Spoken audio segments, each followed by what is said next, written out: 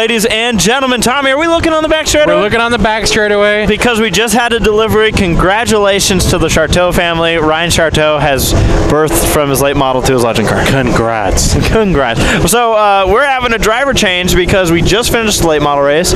Ryan's gearing up to do the legend race where he's going to start in the 6th position. And we're going to go through the starting lineup here. And we'll mention Ryan where he's supposed to start. On the pole, the number 47 machine, that is Mike Vanderlip, and to his outside, the 79 of Austin Farr. Row number 2, inside, Ricky Lay in the 09, and the 98 machine of Jace Jones. Row 3 gives us the 29 machine of Chad Shug, and outside of him will start Ryan Charteau. And then row number 4, the 33 machine of Darren Amadon, and to his outside, the number 2 of Steven Brucker. Then we go the 97 machine, starting in the 9th spot, Brad Harvey, with the 6 of Tyler Hicks, starting 10th. An 11th place starter, Scott Daly in the 44 machine, and a new driver for, what do they call it, low budget racing. Yeah, not our team. No, but very, very same budget. Justin Christofferson in the 17, and rounding out the field, the 11 machine of Cameron Brault. Now we are still... I'm going to have to figure out how to say that name just peachy, because I believe I have done effed it up. Well, we're still waiting on Charteau. I think the 77 is just going to join. That'd be 3 7s in a row. That's a lucky day. You're right. Look how small this 7 is, though. And then there is also one last competitor still on their way from the construction site. They'll be racing that Volvo there. The big one? The big one. There it goes. So he's just kind of getting... I don't think that thing's going to pass tech. Anything will pass tech if you try hard. That's true. You just got to squeeze it through. I'd love to see that thing go on the legend car scales. I don't think we'd have scales anymore. No. So, Tommy, Legend Racing 2018. We're getting ready to go here at Irwindale Speedway. Yep. I know you and I are excited about this year, as we talked about. A lot of hype. Maybe not so much externally. Obviously, like, people see, all right, the racetrack's open, great. But I know internally there's a lot of excitement for this because you got kind of a fresh breath going here at this track. Yep.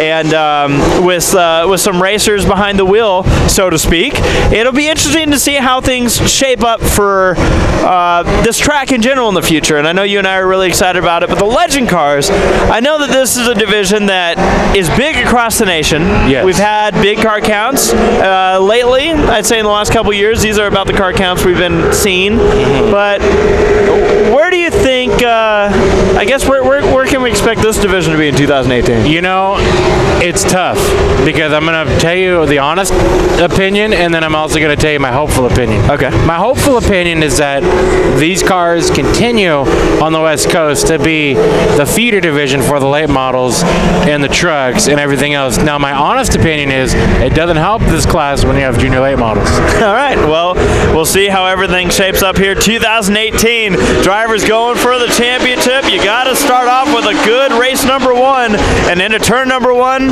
we're racing. Side by side, Jeffrey. This is quite the invert. You know, I like that Ryan Charteau apparently wants to win 2 championships this year. Heck yeah. Had a great opening race tonight in the late models. Just missed getting the victory. Oh boy, but turn 1's going to get really tight.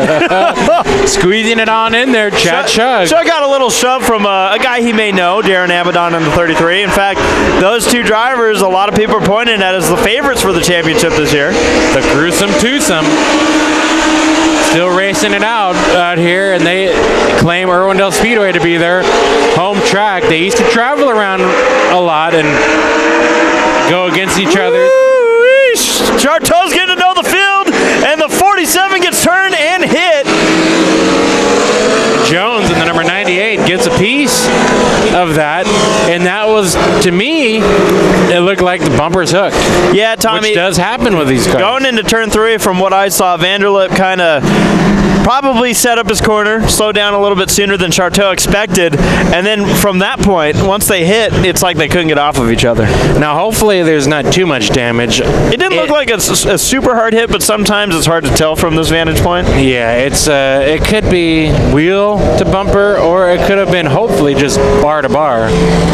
Needless to say, it was definitely wheel hard. Really hard. Lap 2 restart, Austin Farr leader. Get you caught up on who was able to continue and who wasn't. Green flag is in the air. We're back to racing. All right, Jeffrey, so Chug into the second spot. Amadon making a move up into the third spot around the inside of Lay. But Austin Farr doing a great job holding off the veterans. Tommy, in 2018, are we going to see much of the same? Yes. I think so. I feel like it.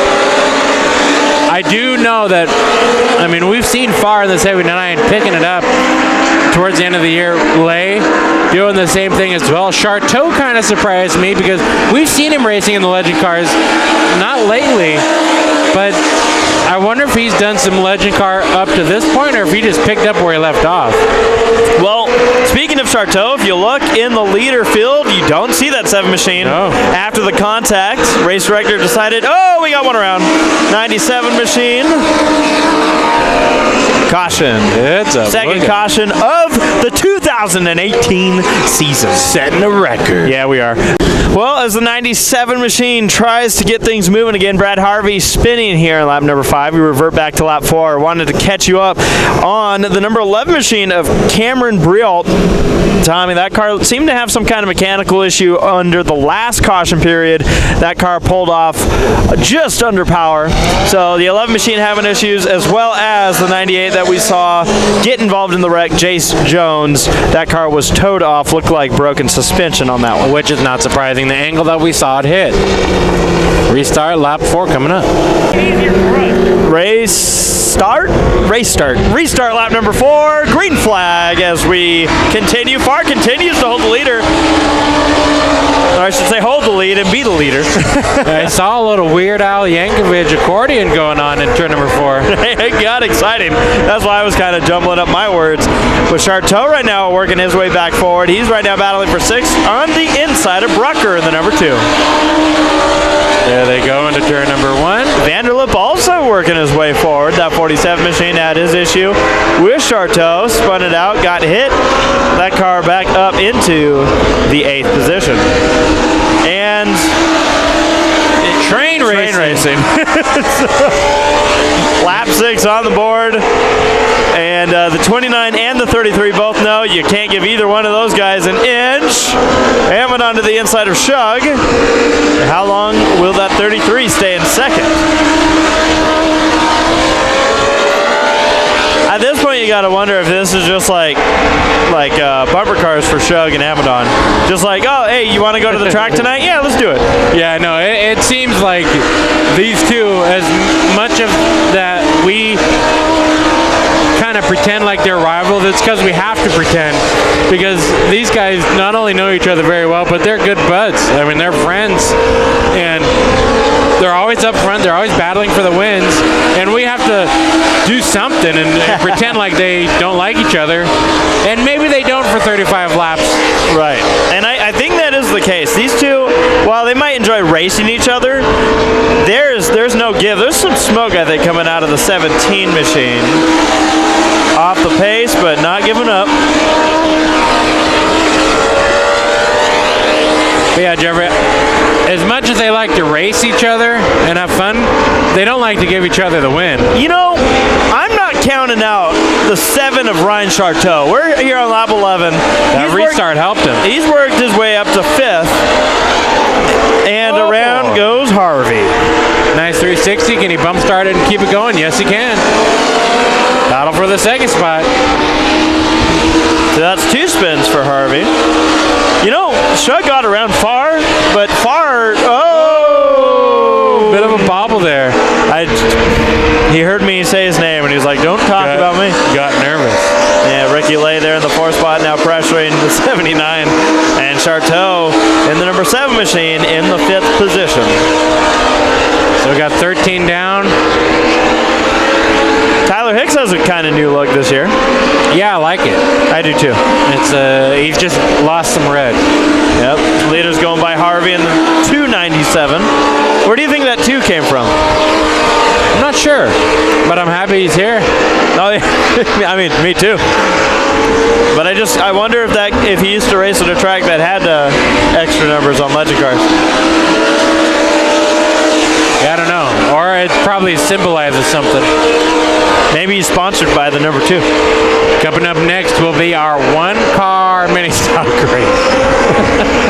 I don't know why they didn't put him in this race. We're going to announce the crap out of that one, too. Oh, yeah. Oh, your leader into turn number 1 almost has contact with lap traffic. Amadon almost connected with the 44 machine of Scott Daly. Didn't look like it slowed him down too much or gave Shug an advantage, but maybe caught that out of the corner of the camera screen there. Woo. But Christopherson goes wide in the 17. Let the leaders go. That was a moment right there.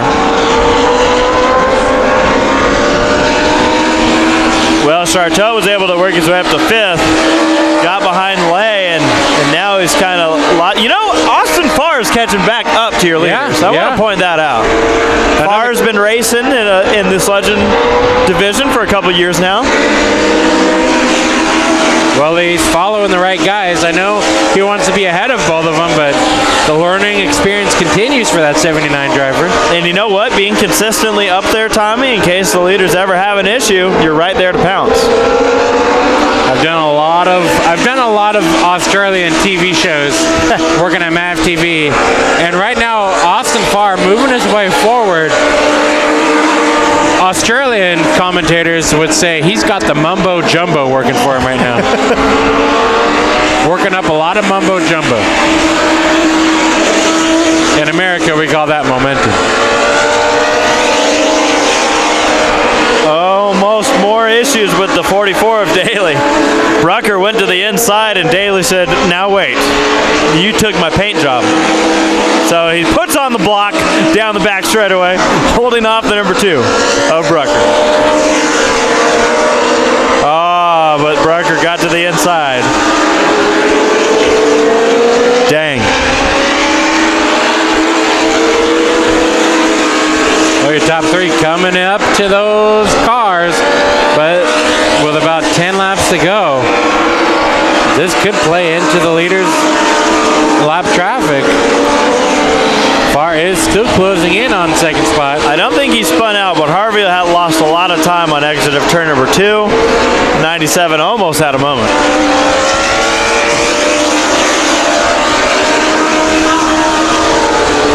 So right now, Tommy, the field spreads out. I know you and I both raced on this 3rd mile. Yeah. Not Legend cars, but when the race gets to this point, as a driver, what are you trying to do? Are you focused on the car ahead of you? Or are you focused on your own car trying to get the best time? I think it's focus on your own car, see if you can catch that car, but you don't want to throw away something by overdriving it. You're just adding notes, I believe. I mean, when I was driving the Pure Stock out here on the 3rd mile, there was a lot of nights, about 90% of them, where I was all by myself in 4th. And the leaders, the top 3, were way far gone ahead of me, and 5th on back were way far behind me. And so I was just running laps and trying to figure out, what do I need to get this thing faster? I didn't know what I needed, but I just thought that as I drove. It's the thought that counts. Yeah, exactly. Well, we do have a good battle for the 4th spot right now. Charteau back up on the bumper of Lay in the 09.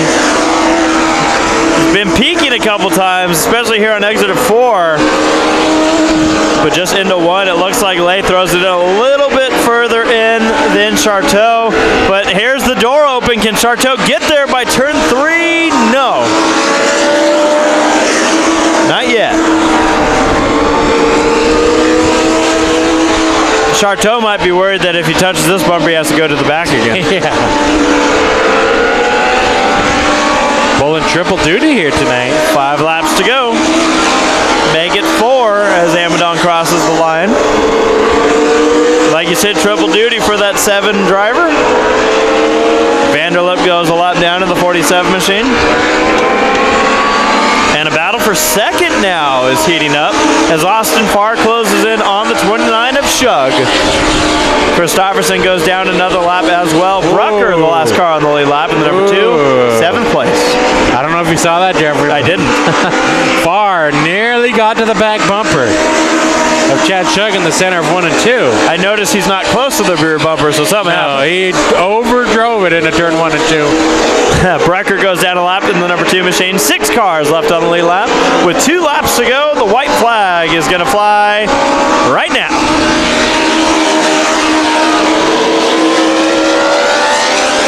Here at Irwindale, we have 2 white flags because we're special. Charteau still trying to get that position, but Tommy Amadon out of turn number 4.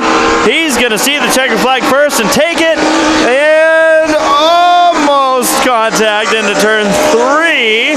Photo finish. Charteau beats Lay back to the line in the race for 4th. 2nd goes to Shug. 3rd goes to Austin Farr. 5th to Ricky Lay. And rounding out the cars on the lead lap, the number 6 machine of Tyler Hicks. Congrats.